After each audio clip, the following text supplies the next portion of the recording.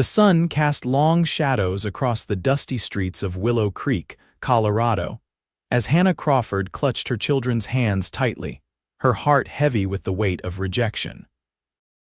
The year was 1879, and she had traveled over 300 miles with her 3 young sons after her husband's death, only to be turned away by her late husband's brother with cruel words that still echoed in her mind. "We don't have room for a woman with 3 mouths to feed," he had said, not even inviting them inside despite the journey they had made. Thomas made his choice when he left to seek his fortune. His debts aren't our burden. Now Hannah stood in the center of a town she didn't know, with only $20 to her name and 3 exhausted boys looking to her for answers she didn't have. 8-year-old James, 6-year-old Samuel, and 4-year-old William stared up at her with tired eyes, their clothes dusty from travel, their stomachs empty since morning. "Mama, where will we sleep tonight?" James asked, his voice small but determined to be brave. Hannah swallowed the lump in her throat. "We'll find a place, darling. God provides for those in need." But as she looked around at the unfamiliar faces passing by, none meeting her eyes, her faith wavered. She had sold nearly everything to make this journey, believing family would welcome them. Now, as the afternoon waned, she felt more alone than the day she had buried her husband. The stagecoach that had brought them to Willow Creek had already departed.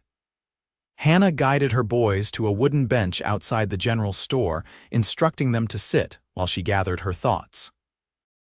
She smoothed her travel-worn dress, adjusted her bonnet, and tried to appear more composed than she felt. "You folks look like you could use some help," a deep voice said from behind her.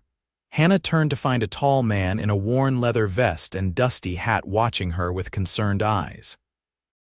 His face was tanned from years under the sun, with lines around his eyes that spoke of both laughter and hardship. He wasn't handsome in the conventional sense, but something about his steady gaze made Hannah's racing heart calm slightly. "We're just resting a moment," she replied, straightening her spine. Pride was one of the few possessions she had left. "The boys and I have had a long journey." The man nodded, his eyes taking in the 3 tired children and their single carpet bag. "Name's Dawson Baxter," he said, tipping his hat. "I run the Circle B ranch outside of town." "Hannah Crawford," she responded with a small nod. "These are my sons, James, Samuel, and William." Dawson crouched down to the children's level. "That's quite a journey for such young cowboys." His smile revealed a small gap between his front teeth. "Where are you folks heading?" Before Hannah could formulate a vague answer, young William spoke up. "Uncle Elijah doesn't want us 'cause we eat too much." Hannah's cheeks burned with shame. "William," she admonished gently. Dawson's expression darkened momentarily before he schooled it back to neutrality. "Is that so?" He stood slowly, towering over Hannah's petite frame. "Mrs. Crawford, do you have arrangements for the night?" "We'll manage," she replied, though she had no idea how. Dawson studied her for a long moment. "The hotel here charges $2 a night. The boarding house is full with miners. There's a storm brewing from the west." He pointed to dark clouds gathering on the horizon. "I've got a foreman's cabin sitting empty at my ranch." "It's nothing fancy, but it's dry and warm." Hannah hesitated. A proper lady didn't accept such offers from strange men, but she wasn't just a lady anymore, she was a mother with children who needed shelter. "I couldn't impose," she said weakly. "It's no imposition." "My housekeeper, Mrs. Abernathy, would welcome the company. She's getting on in years and loves children." He smiled again. "Besides, I could use some help around the ranch if you're willing to work." Hannah felt her boy's eyes on her, waiting. She had nowhere else to go, and night was approaching with those threatening clouds. This man seemed decent enough, and the mention of a housekeeper provided a measure of propriety. "Very well, Mr. Baxter. We accept your kind offer, at least for tonight." Dawson nodded as if he'd expected no other answer. "My wagon's just down the street. We should head out before that storm catches us." The ride to the Circle B ranch took nearly an hour, during which the boys peppered Dawson with questions about horses, cattle, and whether there were Indians nearby. Hannah noticed how patient he was with their inquiries, answering each one thoughtfully. "Are you married, Mr. Baxter?" Samuel asked innocently. "Samuel?" Hannah gasped. Dawson chuckled. "It's all right, Mrs. Crawford. No, young man, I'm not married. Never found the time, I suppose." As they crested a hill, the ranch came into view, a sprawling main house, a large barn, bunkhouse, and several smaller cabins scattered around. Cattle dotted the pastures, and horses grazed in a nearby corral. It was larger than Hannah had expected. "This is all yours?" she asked, unable to hide her surprise. "Built it from nothing," Dawson replied with modest pride. "Started with 10 acres and 3 skinny cows 15 years ago. Now I've got 8,000 acres and 500 head of cattle." They pulled up to a neat cabin set a short distance from the main house. It was small but well-maintained, with curtains in the windows and a small porch. "This is the foreman's cabin," Dawson explained. "My last foreman moved on 6 months ago, and I haven't found the right replacement yet. It's yours for as long as you need it." Inside, the cabin was simple but clean: a main room with a stove, table, and chairs, and 2 small bedrooms. Mrs. Abernathy, a stout woman with silver hair and kind eyes, had apparently been informed of their arrival, as a pot of stew bubbled on the stove and fresh bread sat cooling on the table. "You poor dears must be famished," she clucked, already ladling stew into bowls for the boys. "Eat up now. Growing boys need their strength." As the children ate ravenously, Hannah turned to Dawson. "Mr. Baxter, I can't thank you enough, but I need to be clear. We won't be charity cases. I'll work to pay our way." Dawson nodded approvingly. "I expected nothing less, Mrs. Crawford. We can discuss terms tomorrow. For now, get some rest." After he left, Mrs. Abernathy helped Hannah settle the boys into one bedroom with a large bed they could share. The older woman chatted as she worked, filling Hannah in on the ranch. "Mr. Baxter's a good man," she said quietly as they made up Hannah's bed in the second room. "Works harder than any 2 men. This ranch is his life." "He's been very kind," Hannah acknowledged. "Kind, yes, but don't mistake it for weakness. He's fair but expects honest work. This ranch runs like clockwork because of it." Mrs. Abernathy paused. "If you don't mind my asking, what happened to your husband?" Hannah smoothed the quilt with trembling hands. "Pneumonia last winter. Thomas worked at a lumber mill in Pennsylvania. We had a good life, but when he passed, there were debts I didn't know about. The house, everything had to be sold." Mrs. Abernathy patted her hand. "Well, you're here now, and if you ask me, the good Lord has a way of putting us where we need to be, even when we can't see it ourselves." After the older woman left, Hannah sat on the edge of the bed, finally allowing herself a moment to release the tears she'd been holding back for her children's sake. She cried for Thomas, for the rejection they'd faced, for the uncertainty ahead. When her tears were spent, she washed her face, said her prayers, and slipped into the first real bed she'd had in weeks, listening to the storm that had indeed arrived, rattling the windows as rain pounded the roof. The next morning, Hannah woke before dawn, determined to prove her worth. She dressed quickly and found the boys still sleeping soundly. In the main room, she was surprised to find Dawson sitting at the table, a cup of coffee in his hand. "You're up early," he commented, rising when she entered. "I wanted to get started," she replied. "What would you like me to do first?" Dawson smiled. "Coffee." He poured her a cup without waiting for an answer. "Mrs. Abernathy usually handles the cooking for the ranch hands. There are 12 men in the bunkhouse, plus me and the occasional visitor. She could use help with that, the cleaning and the laundry." "It's a lot for a woman her age," Hannah nodded. "I'm a good cook and I don't mind hard work." "There's something else," Dawson said, his expression turning serious. "The school teacher left town 2 months ago to get married. The children here have been without lessons since." "Your oldest boy mentioned you were a teacher before you married." Hannah's eyes widened. "Yes, I taught for 3 years in Philadelphia. Would you consider teaching here? There are 8 children on neighboring ranches plus your own. We converted an old storage building into a schoolhouse, but it sits empty." Hope flickered in Hannah's chest. Teaching had been her passion before marriage. I would be honored, but I'll still help Mrs. Abernathy as needed. Good. I'll pay you $15 a month for teaching, plus room and board here for you and your boys. It was a generous offer, more than she had dared hope for. Thank you, Mr. Baxter. We'll earn our keep. Over the next weeks, Hannah fell into a rhythm at the Circle B.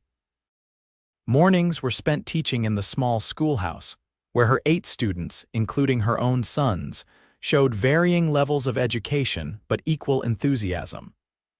Afternoons found her helping Mrs. Abernathy with cooking and household tasks. The boys thrived in the open spaces of the ranch. James, serious and responsible, shadowed the ranch hands whenever possible, learning to ride and help with simple chores. Samuel, always curious, became fascinated with the blacksmith's work and spent hours watching the massive man shape metal with fire and hammer. William, the baby, followed Dawson like a puppy whenever the rancher was near, peppering him with endless questions that Dawson answered with remarkable patience. Hannah found herself watching Dawson when he didn't notice. She observed how he treated his men with respect, how he worked alongside them rather than just giving orders. She noticed his gentleness with animals, his quiet competence in everything he did. And sometimes, she caught him watching her too, quickly looking away when their eyes met. One evening, after the boys were asleep, Hannah sat on the porch of the cabin enjoying the cool night air. Dawson approached, carrying 2 cups of coffee. "Mind if I join you?" he asked, offering her one of the cups. "Please do," she replied, accepting the coffee gratefully. They sat in comfortable silence for a few minutes, looking at the stars that blanketed the sky. "Your boys are settling in well," Dawson commented. Hannah smiled. "They are. I've never seen them so happy. James told me yesterday he wants to be a rancher when he grows up." "He's got a good head on his shoulders. That boy pays attention." Dawson hesitated. "Hannah, Mrs. Crawford, I hope you're finding your place here as well." "I am," she assured him. "Everyone has been kind, and are you happy here?" The question caught her off guard. Was she happy? After months of grief and worry, happiness seemed like a luxury she couldn't afford to consider. Yet here, in this moment, with the peaceful night around them and her children sleeping safely nearby, she realized she was. "Yes," she said softly. "I believe I am," Dawson nodded, seeming pleased. "Good, that's good." As summer turned to fall, Hannah noticed subtle changes in her relationship with Dawson. He began finding reasons to stop by the schoolhouse, bringing books he thought might be useful or supplies the children needed. He invited her and the boys to Sunday dinner at the main house, a tradition that soon became weekly. He sought her opinion on ranch matters, valuing her perspective in a way Thomas never had. The ranch hands noticed too, exchanging knowing glances when Dawson lingered after dinner to talk with Hannah, or when he personally delivered firewood to her cabin rather than sending one of the hands. Mrs. Abernathy took to humming wedding tunes whenever Dawson and Hannah were in the same room, causing Hannah to blush furiously. One crisp October afternoon, Hannah was gathering late wildflowers with William when they encountered Dawson returning from checking fence lines. He dismounted, leading his horse as he joined them in the meadow. "These are for Mama's table," William explained seriously, showing Dawson his small bouquet. "Fine choices," Dawson replied, equally serious.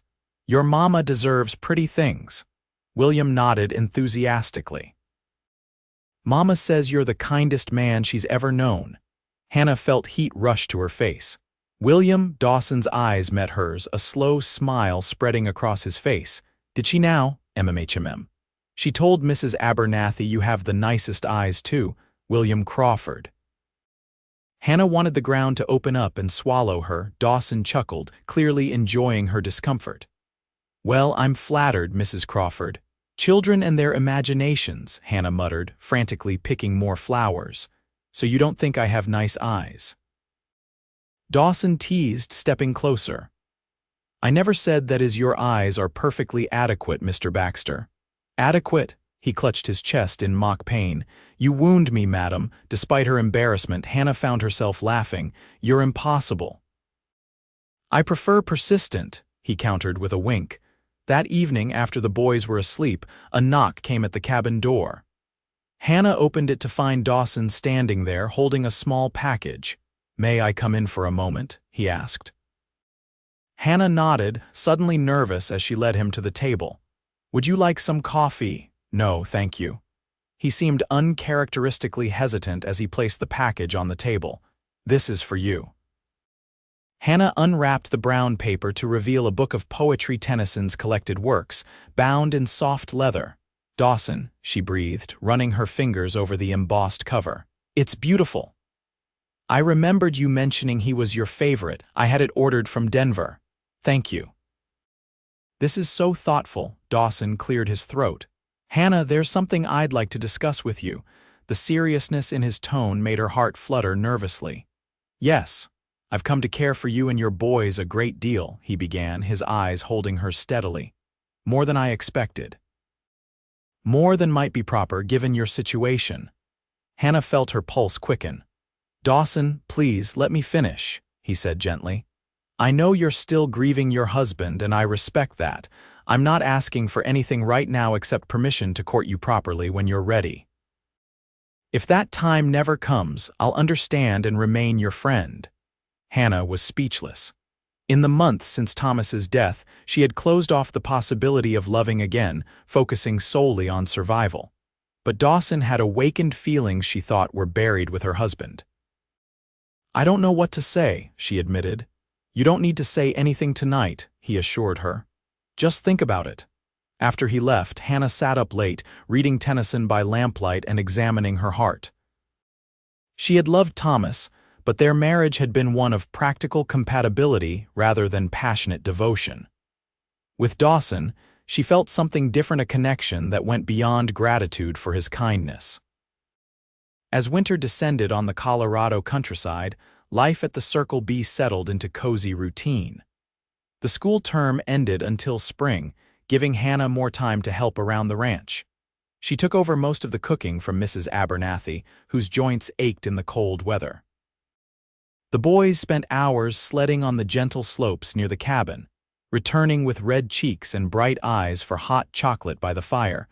Dawson had been true to his word, treating Hannah with respectful friendship while giving her space to sort through her feelings. But she often caught him watching her with longing in his eyes when he thought she wasn't looking, and she found herself increasingly drawn to his quiet strength. 2 weeks before Christmas, disaster struck.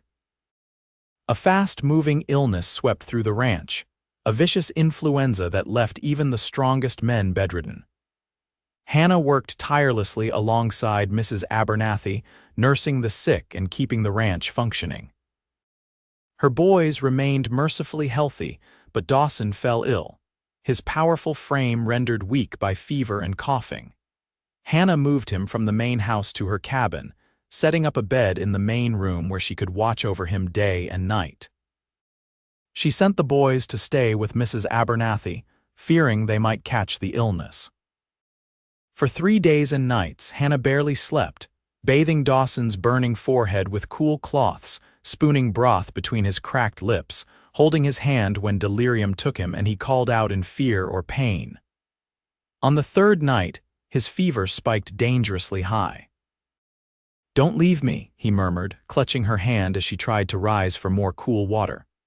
"Please, Sarah, don't go." Hannah froze. "Sarah? Who was Sarah?" She gently extracted her hand. "I'm just getting more water, Dawson. I'll be right back." "I'm sorry," he continued, eyes unfocused. "I should have been there, should have saved you." Hannah returned with the basin, gently bathing his face and neck. "Shh, rest now." "My fault," he mumbled. "All my fault." Hannah held his hand again, stroking it soothingly. "Nothing is your fault, Dawson. Sleep now." Eventually, he drifted into a more peaceful sleep. Hannah sat beside him, wondering who Sarah was and what haunted this good man's dreams. By morning, Dawson's fever had broken. He woke lucid but weak, his eyes finding Hannah asleep in the chair beside his bed, her head resting on her arms at the edge of his mattress. He touched her hair gently, causing her to stir. "You're awake," she said, immediately pressing a hand to his forehead. "The fever's gone." Thanks to you, he replied, his voice raspy. Hannah poured him water, helping him sit up to drink it. How do you feel? Like I was trampled by a herd of buffalo, he admitted with a weak smile. How long was I ill? 3 days. The worst is over now, but you need to rest. Dawson nodded, leaning back against the pillows. After a moment, he asked hesitantly, did I say anything while I was feverish? Hannah busied herself straightening his blankets. You were delirious at times, nothing important. Relief flickered across his face, but Hannah couldn't let it go. You mentioned someone named Sarah, she said quietly. You seemed distressed. Dawson closed his eyes briefly. When he opened them, they were filled with old pain. Sarah was my wife. Hannah couldn't hide her shock. Your wife, but you said you weren't married. I'm not anymore. He sighed deeply. It was 12 years ago. We were married just 6 months when influenza swept through the area. Sarah was pregnant with our first child. They didn't survive. Hannah's heart ached for him. I'm so sorry, Dawson. I was away when she fell ill, delivering cattle to Denver. By the time I returned, she was gone. His voice was hollow with remembered grief. That's why I built this ranch. It was her dream. She grew up on a small ranch in Kansas, always talked about having a place of our own. Hannah took his hand. She would be proud of what you've built. Dawson squeezed her fingers weakly. For years, I just existed, built the ranch, worked from dawn to dusk, never allowing myself to think about a future beyond the next season. Then you arrived with your boys, and suddenly I found myself thinking about tomorrow again. Hannah's eyes filled with tears. I understand. After Thomas died, all I could think about was survival, one day at a time. But here with you, I've started to hope again.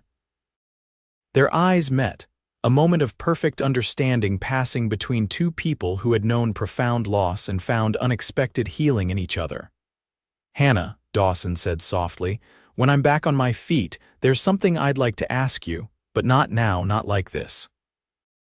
She nodded, knowing in her heart what his question would be. Christmas arrived with a blanket of fresh snow and healing throughout the ranch. The illness had claimed no lives, though it had left everyone weaker and grateful for health restored. Hannah and the boys decorated their cabin with pine boughs and paper chains, preparing for their first Christmas without Thomas, but surrounded by their new community. On Christmas Eve, Dawson invited everyone ranch hands, neighboring families, and of course Hannah and her sons to the main house for a celebration. The large living room gleamed with candlelight. A massive pine tree stood decorated in one corner, and tables groaned under the weight of food prepared by Hannah and Mrs. Abernathy. After dinner, gifts were exchanged. The boys received hand-carved wooden animals from the ranch's foreman, knitted scarves from Mrs. Abernathy, and from Dawson their own small saddles. Really? James asked, eyes wide with disbelief. Our own. Every cowboy needs a proper saddle, Dawson replied with a grin. And I've got 3 ponies in the corral that need riding. The boys whooped with joy, hugging Dawson fiercely around the waist. For Hannah, Dawson had a small box, which he presented to her privately as the festivities wound down and the boys played with other children by the fire.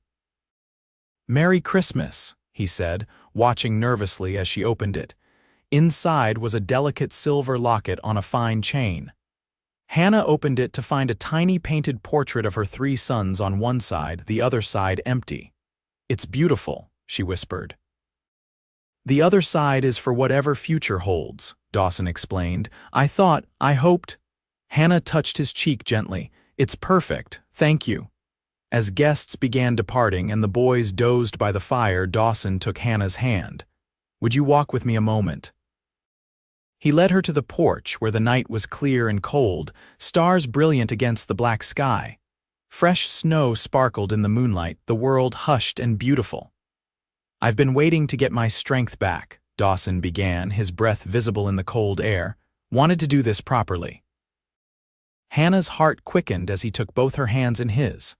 Hannah Crawford, when you arrived in Willow Creek last summer, I knew you were special. You were tired and afraid, but so brave for your boys. I admired you from that first moment. His voice was steady but filled with emotion. These past months, watching you build a new life here, seeing your strength and kindness, I've fallen completely in love with you." Hannah's eyes filled with tears as Dawson continued. "I know it hasn't been long since you lost Thomas, and if you need more time, I understand. But I want you to know that I love your boys as if they were my own. I want to be a father to them, a husband to you. I want us to be a family." He released one of her hands to reach into his pocket, pulling out a simple gold band. "This was my mother's. I'd be honored if you'd wear it as my wife." Hannah looked at the man before her, this strong, kind man who had opened his home and heart to her family when they had nowhere else to go. She thought of Thomas, knowing he would want her and the boys to be happy, to be loved. "When I came here," she said softly, "I was broken, lost. You gave us shelter, yes, but more than that, you gave us hope." She touched his face tenderly. "I love you, Dawson Baxter. I would be proud to be your wife." His face lit with joy as he slipped the ring onto her finger. It fit perfectly, as if it had been made for her. Dawson pulled her gently into his arms, his lips finding hers in a kiss that promised a lifetime of love and protection. When they finally parted, Hannah rested her head against his chest, listening to the strong, steady beat of his heart. "When should we tell the boys?" she asked. "Tomorrow morning. It would be a fine Christmas gift, don't you think?" Hannah nodded, imagining their excitement. "They already love you so much." Dawson held her close, his chin resting on top of her head. "From the moment you arrived, exhausted and afraid, all I wanted was for you to feel safe. I remember telling you, you're home now. I meant it then, but I didn't know how much I needed you to make this place truly feel like home to me." They were married on New Year's Day, 1880, in the ranch's main house, with Hannah's sons standing proudly beside them and the entire community in attendance. Hannah wore a new blue dress that Mrs. Abernathy had helped her make, and carried winter evergreens tied with white ribbon. James, Samuel, and William each solemnly presented their mother and new father with rings they had helped the blacksmith fashion from horseshoe nails crude, but heartfelt symbols of their new family bond. Spring brought new life to the ranch calves in the pastures, foals in the corral, and the news that Hannah was expecting a child in the fall. The boys were ecstatic at the prospect of a new brother or sister, and Dawson walked around with a permanent smile that his ranch hands mercilessly teased him about. One warm evening in May, Hannah sat on the porch of the main house, their house now, watching her sons play with the ranch dogs in the yard. Dawson joined her, settling into the chair beside hers and taking her hand. "Happy?" he asked, a question he still posed regularly, as if amazed by his good fortune. "Completely," she assured him, placing their joined hands over her still flat stomach. "I never imagined finding this kind of happiness again." "Nor I," he admitted. "For years I thought my heart died with Sarah." "Then you arrived and proved me wrong." Hannah leaned against his shoulder, watching the sunset paint the Colorado sky in brilliant hues of orange and pink. "God works in mysterious ways. If Thomas's brother had welcomed us as we expected, we never would have met." "Then I owe that man a debt of gratitude," Dawson said, pressing a kiss to her temple. "His rejection led you home to me." Hannah smiled, thinking of how far they had come from that desperate day in Willow Creek. She had arrived a widow with 3 hungry sons and nowhere to turn. Now she was a wife, a mother, a teacher, and a vital part of this thriving ranch and community. "You're home now," Dawson had told her that first day, and how right he had been. Not just a physical home of walls and roof, but the deeper home of belonging, of purpose, of love. Here, surrounded by the beauty of the Wild West and the love of a good man, Hannah Crawford Baxter had found not just shelter, but the promise of joy for all the days to come.